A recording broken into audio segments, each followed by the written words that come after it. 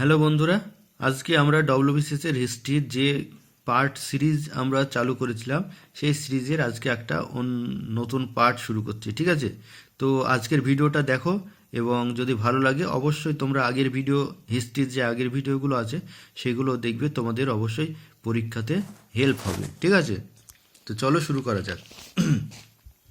তো আজকের যে প্রথম প্রশ্ন সেটা হচ্ছে অর্থশাস্ত্র কার রচনা? অর্থশাস্ত্র হচ্ছে চাণক্য বা কৌটিল্যের রচনা হচ্ছে অর্থশাস্ত্র।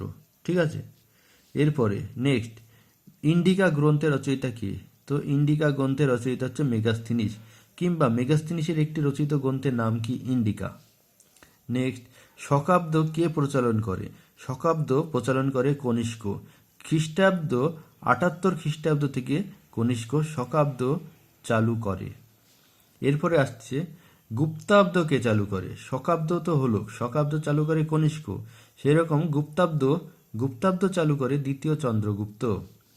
নেক্সট সমুদ্রগুপ্ত ভারতে নেপোলিয়ান নামে পরিচিত। ভারতে নেপোলিয়ান কাকে বলা হয়? তো ভারতে নেপোলিয়ান বলা হয় সমুদ্রগুপ্তকে। ঠিক আছে, নেক্সট ফাহিয়েন রচিত একটি বইয়ের নাম কি? ফাহিয়েন রচিত বই হলো ফো কুও কিং অথবা ফো কিও কিং এর রচয়িতা কে? তো ফাহিয়েন। ঠিক আছে, বিক্রমশিলা মহাবিহার কে প্রতিষ্ঠা করে? এটা very very important. Vikramshila Mahavihara প্রতিষ্ঠা করে ধর্মপাল। ঠিক আছে, নেক্সট মোহাম্মদ বিন তুগলকের আমলে প্রতিষ্ঠিত কৃষি দপ্তরের নাম কি ছিল?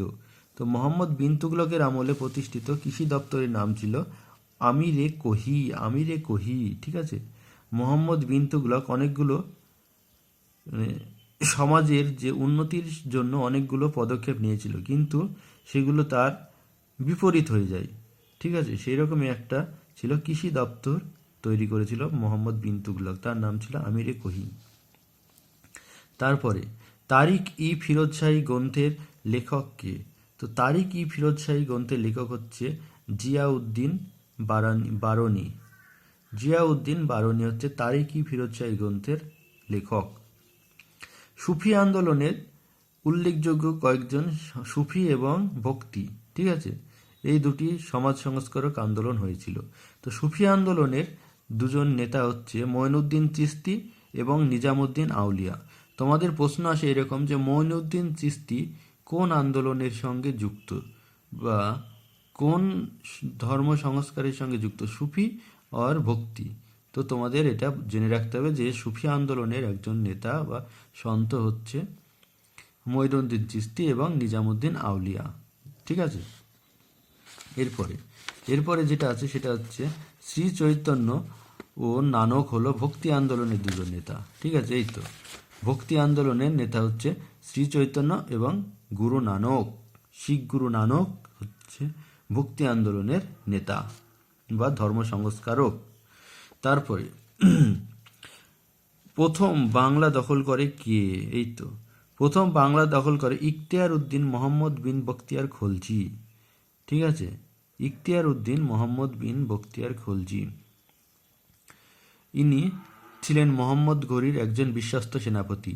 ঠিক আছে, মোহাম্মদ ঘুরি যখন ভারত আক্রমণ করে তখন পৃথ্বীরাজ চৌহানের সঙ্গে তার হয়েছিল যুদ্ধ। ঠিক আছে, সেই সময় মোহাম্মদ ঘুরির এই সেনাপতি তার কিছুদিন পরে বাংলা আক্রমণ করে এবং বাংলা দখল করে। ঠিক আছে,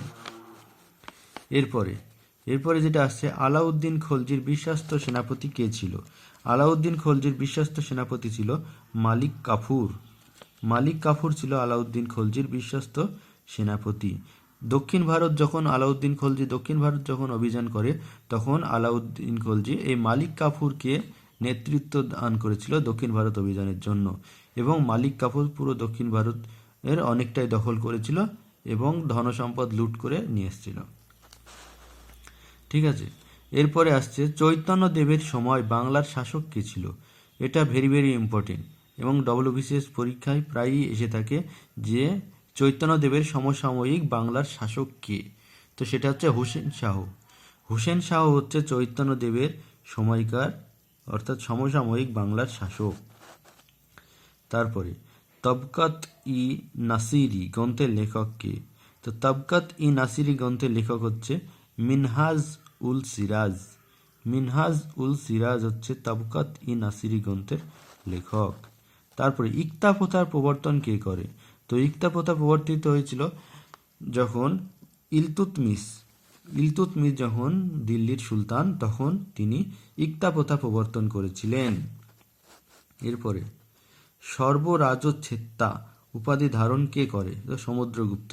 সমুদ্রগুপ্ত গুপ্ত বংশের অন্যতম একজন রাজা ছিল এবং তিনি অনেক রকমের উপাধি ধারণ করেছিল, তার মধ্যে একটা হচ্ছে সর্বরাজচ্ছেত্তা। ঠিক আছে। গুপ্ত যুগের বিখ্যাত গণিতজ্ঞ কে ছিল? তো গণিতজ্ঞ ছিল আর্যভট্ট। ঠিক আছে। আর্যভট্ট ছিল বিখ্যাত গণিতজ্ঞ গুপ্ত যুগের। তিনি আবিষ্কার করেছিল শূন্যের আবিষ্কর্তা আর্যভট্ট। ঠিক আছে। নেক্সট, গুপ্ত যুগের বিখ্যাত জ্যোতির্বিজ্ঞানী কে? গুপ্ত যুগের বিখ্যাত জ্যোতির্বিজ্ঞানী ছিল বরাহমিহির। ঠিক আছে। নেক্সট, হর্ষবর্ধন শিলাদিত্য উপাধি ধারণ করেছিল। শিলাদিত্য উপাধি কে ধারণ করে? হর্ষবর্ধন।